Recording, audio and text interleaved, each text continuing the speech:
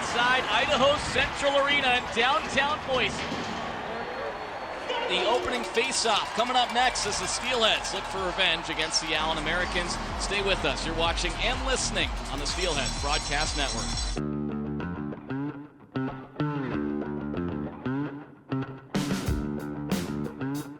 Now Murphy, far circle, Slotty fires, he scores! Momentum is a huge part of hockey. Keller, second effort, he scores! Fair enough. Here's Mastrodonato. He slips it. Sinclair. Rebound. Aaron Aragon finishes it off. His first professional goal. Off the side of the road.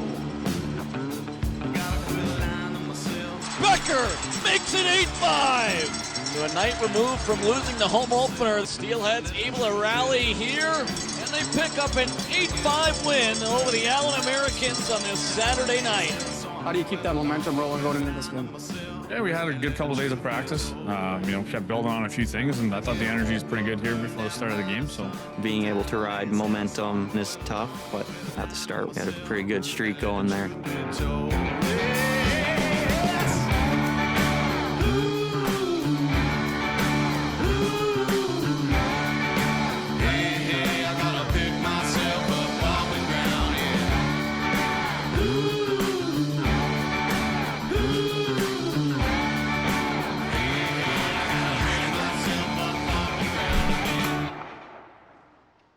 All right, Steelhead fans, in studio, we have one of the best players on the team, Jade Miller. Jade, you guys are off to another terrific start. You were a part of this run last year. You're 14-2. You've won 7 in a row. What are the important factors in starting off a season hot? Yeah, I think last year was a little different. There weren't many returners. But this year, I think we have 14 or 15 guys that, came back to kind of form the core for this coming year.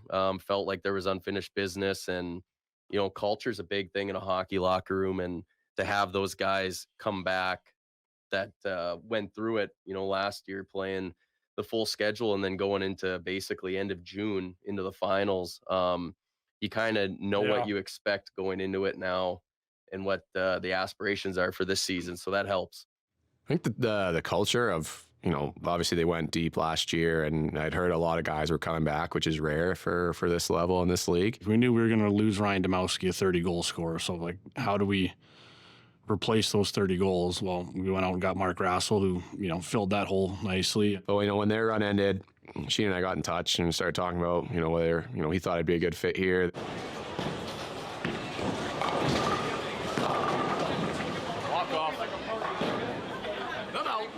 With a group like this that went as far as they did last year, they're going to be tight. And so for me, the new guy, training camp comes around and they're kind of looking around like, who the hell is this guy? Like, how's he going to fit in our group? It's got to be a little intimidating coming into a group that has so many returners from a team that was so successful and so tight-knit last year. But, Rass certainly stood out on day one. I've never been a shy guy in my life. Well, Murph always says, you get your one pass for the period. Like, if he passes and it doesn't work, he goes, I'm not passing the rest of the period. So for me, I wanted to be lively, be outgoing, be myself, talk to guys, get to know who they were as people, and get to know the team as well. And I think that just made it easier for me to say, hey, I'm here to help. I'm not trying to do things my way. I'm not trying to change the way things are here. I'm trying to join the ship and start fighting with you. But you look at that line of Mark Rassell, Ty Pelton, Bice, and Wade Murphy. He made the effort to become part of that group. He was outgoing. And I think that's kind of what it takes to build relationships, is you got to open some doors. Teen salads and steaks. Yeah. You see guys reading off cats. He's ordering to the cameras. He's got a saute. He just went above and beyond, and it's just a natural fit for him to be a part of this group, and excited that he's here. The first couple weekends of the year, I was with Pelton Bice and Wade Murphy, and it just worked right away, and then they kept it rolling, and the points just started racking up. We went on a 7-game win streak really early in the year. Up the frame, Slotty, left circle, down low for Rassell. He scores! Ty Pelton, Bice, and a great feed from Mark Rassell. As Pelton, Bice fires, he scores! Here's Murphy, left circle, fires, he scores!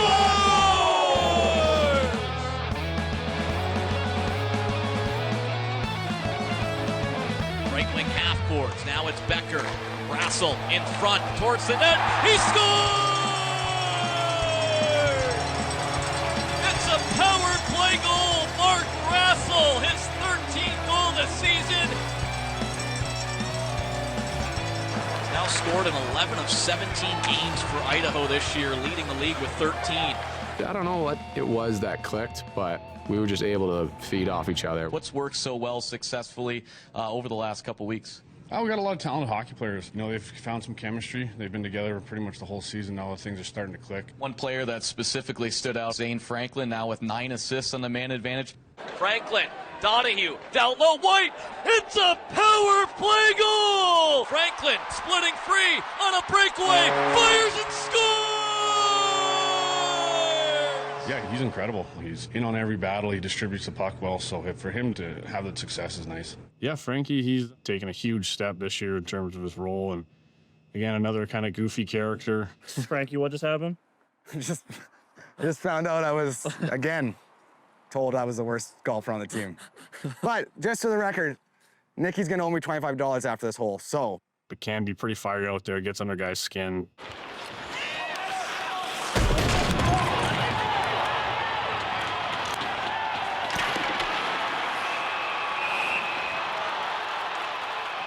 And then he's got a lot of skill and can obviously put it in the back of the net as well.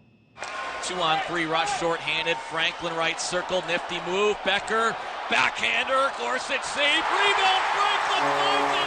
He scores!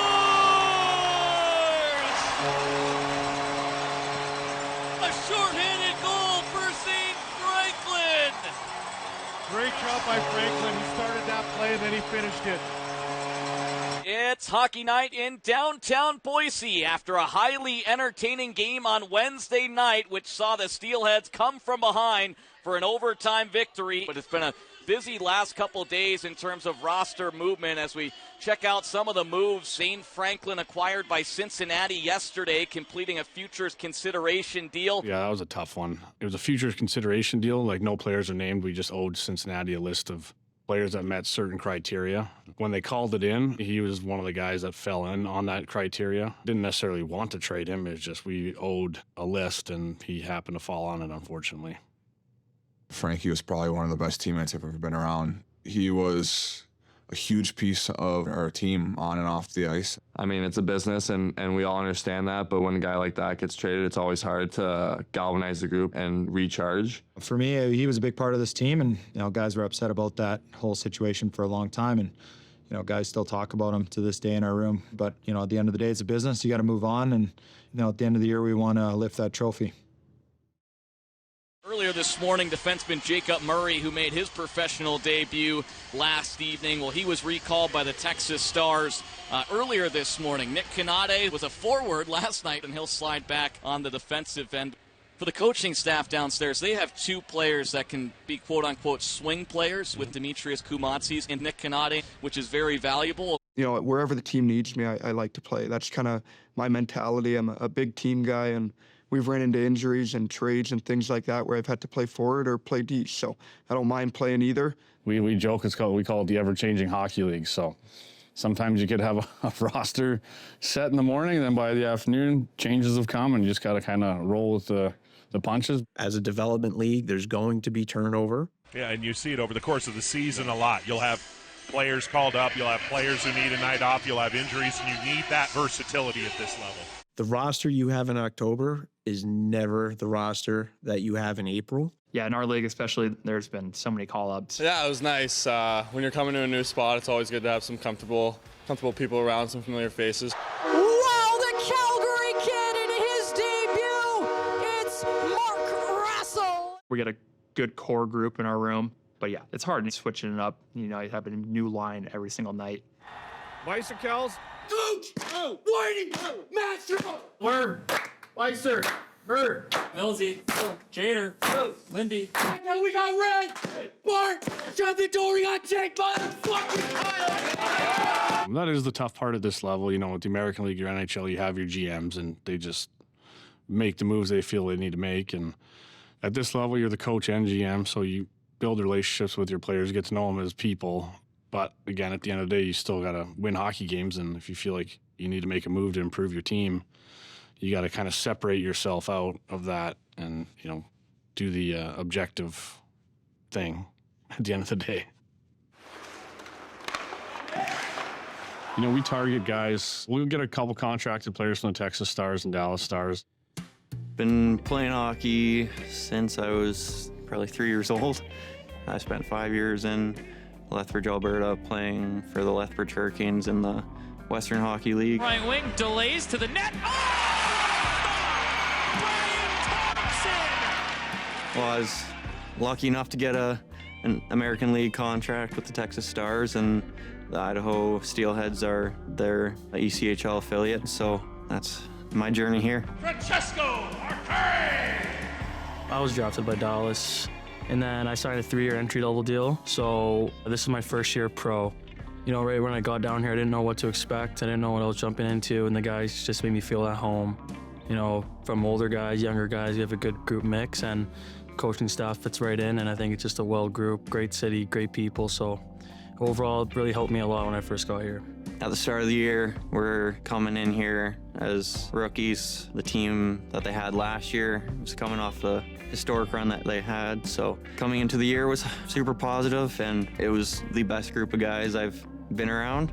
We get new guys coming in, so it's about making sure, like we said, making sure those new guys feel welcome and making sure they buy into the Boise culture. The ECHL is the affiliate league for the American League, so it's a good development league for young guys, especially goalies, getting used to the pace, getting the shots and everything. I think when you're in the ECHL, you have to do whatever it takes to get to that next level, because that's what they want to see, is that compete, that drive, that you have the urgency, and so battling night in, night out, it's a must. The game of hockey, there's no secret to it. I mean, everybody's playing the same systems. Every player's gone through the same things through junior hockey, college, and you get to pro, and you're going to see maybe a little tweak here and there on your structure, but it's pretty similar. Might be different expectations from coaches in certain areas, but this is a league where you got to win. Everybody's getting paid to do a job, and if you're not winning, you can't help the team win. You're not going to be around, so it's a cutthroat business. But again, the mentally tough kids and the mentally smart players figure out a way, and even if your role changes from being a top 6 guy to a bottom 6 guy, you got to know how to play those. Obviously, you guys are older in this league, stronger, a little more physical, faster pace. The coaching staff's job is to show video and teach their new players coming in, this is what we do on the forecheck, here's our neutral zone, here's your responsibility as the winger or the D-man. And then your players got to be smart enough to be able to adjust quickly, because you can't have 4 lines of skilled guys and 6 offensive D-men. You need a good mix. You got to be able to learn to play defensive zone, battle hard, stop on pucks. And I was just stressed on, people that care about me, coaches, teammates. Everyone wants to see me succeed. So just be able to do the little things right. A young kid like that, he needs to be surrounded by leaderships and guys that have been around and learned how to play. And I think it was a big shock to them early, especially guys coming out of junior their first year. So now you're playing with guys that this is their livelihood, right? This is how they make their money, maybe support a wife or a kid, so they want to win, and they're willing to do what it takes to win. And so I feel like that first initial shock of somebody coming after you for doing something wrong, you might take it personal, like, oh, he doesn't like me. It's like, no, he just wants you to be the best that you can so you can help us win and ultimately keep his job. So honestly, the growth that he's shown this year has been tremendous. I'm incredibly proud of him, and proud of our guys for working with him. And it's almost like your little brother, right? Trying to bring him along, show him the way to do things. And it's been a really cool story to see. The goal is the NHL, and that's my dream since I was a little kid. So whatever I have to do to get there, I'm gonna make sure I give everything I have and make sure I get there. I love it just because I feel like it was meant for me. Every kid's dream is to lift up the Stanley Cup eventually, but only a small amount get this close. But yeah, not done yet though. There's still one contract out there that I'm missing. Is that an NHL? Yeah, it's an NHL contract. To be a developmental league, obviously the goal is NHL. Well, I look at it, Tyler, same as what? In 59, that's why I was in the old Eastern League, because I thought I could make the NHL someday. There was 6 teams back in those days, and 6 teams in the American League. So my chances weren't that great. But that was my goal, and I think the players that come into the ECHL feel the same way. It does start with Mr. Kelly's vision back when he started the league of being a developmental league and making sure that NHL contracted guys would be protected. Every team had some tough guys. I think the Broad Street Bullies started it. And so every team in the NHL had to go and get, if you have one tough guy, I got to get a tough guy. And that's was the minor leagues was bringing tough guys, not to play, just to fight. Archie Henderson, goon in the NHL. Jeff Brubaker, my coach, goon NHL. John Brophy, goon in Chris McSorley. Pat had a lot to take care of. And I know I talked to Jim Gregory and Ren Blair. You know, they told me that we don't want to send players down or officials down because they'll get beat up all the time. Watch Knoxville's goalie, Dean Anderson. He hits a Nashville player with the end of his stick right there. I said, no, not in this league they won't. My rules are so tight. I don't think anybody should have been suspended. I think if the commissioner here was in the rink at the time, he wouldn't have done what he done, because I don't think it was that bad, you know, as far as being not a hand or anything, because there was one fight or something, that's all. And those guys said, you know, if you can prove to us that this won't happen, we'll start helping you. We stopped all that gang fighting, guys going in the stands and fighting the stands. And I just thought that if we don't clean that up, this league will be like all the other leagues. 6 months or a year or two, they'll fold. And I think that was what saved the ECHL back in those days. Very exciting game. I urge people who have never seen a hockey game, come out early, watch the warm-up, see the skills involved. Ladies, I'm trying to figure out what brings you out here all the time. We love the game. It's exciting. Yeah. Something new can happen every minute. How's this different from the NHL? Well, it's no different in the NHL, except that the skill level is better in the NHL, that's all. And that's why they're supposed to be in the NHL. They're better players. But these are very, very young players, so who knows? You're talking about 2 years from now, some of those will be in the NHL. I knew how bad I wanted to make it to the National League. And if I could be any part of these kids' lives coming in and some of them make it, and they look at our numbers now, we're over 1,000 players that have played at least one game in the NHL. Like I said, the chances are a lot better than they were back when I was a young kid. Happy New Year, hockey fans, and welcome back to the Idaho Central Arena, where the Steelheads kicking off a 3-game series here tonight against the Reading Royals. They're going to look to bounce back after dropping 2 of 3 games down in Allen, Texas. Some unfamiliar territory here for this team. When you look at it, they don't lose many 3-game series, but they did this past weekend. Well, yeah, that's kind of when we started going through a little rough patch there right after Christmas. Starting off the new year on home ice, let's look back to last weekend. And obviously, not the results that you guys had probably hoped for, but a lot of takeaways and a lot you can learn from the weekend. Yeah, it wasn't the results we were looking for on the road, but we never gave up. This group never does give up, and clawed our way back, but didn't bounce our way that night, and now it's time to bounce back.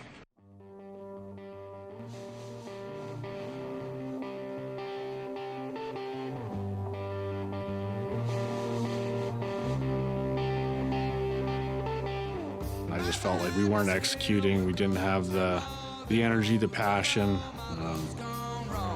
Puck is down. We are underway. Sit back and enjoy. Poliani out in front. Here's a shot and a goal. Royals take a 1-0 lead. It felt like, not that we were accepting losing, but we weren't as hungry to win anymore. Yeah, I just felt like we were going in the wrong direction, and knowing the character of the group, and it was just disappointing. You just see it going wrong. Like guys were, bickering with each other, which is uncharacteristic, and felt like we were fracturing. Monsees, who's all right, but up into the netting. I think Idaho might get a penalty here. But listen to it now. You're not going to win every night, but you want them hungry and engaged and doing their best that they can to get the win at the end of the day. So. To wrap this one up, Steelheads have lost 3 straight games now for the first time since the final 3 games of the 2021-22 regular season. And 1 goal here tonight, just the second time that the highest octane offense in the league has been held to 1 goal. Fucking take control here, boys. I'm fucking sick of losing. I'm fucking sick of being tired and fucking angry at you guys. Go out, fucking do it together. Let's get a fucking win. But then to credit to them, I think ever since then we've kind of dialed it back in and turned it around. Murphy looking for his 18th goal this season. Murphy, another one. He scores!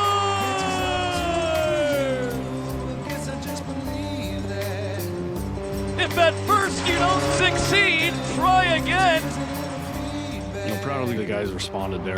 Tremendous stuff from the rookie, Brian Thompson. To keep it a 2-0 Steelheads lead. Near him out to center. Arcuri splitting free, left circle to the backhand. He scores!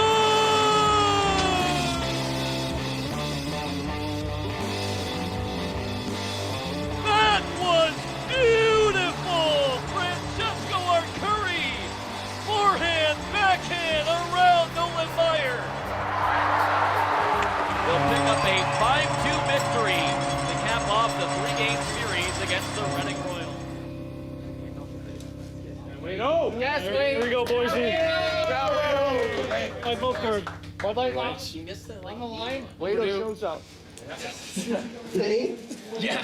All right, Boise. That was a big one there. All right. A few ups and downs, a few learning things, but fuck, it feels good to be back in that win column. You know, ultimately we bounced back and got the win, and I thought our group really kind of came together there. Went on a nice little run there to end the year.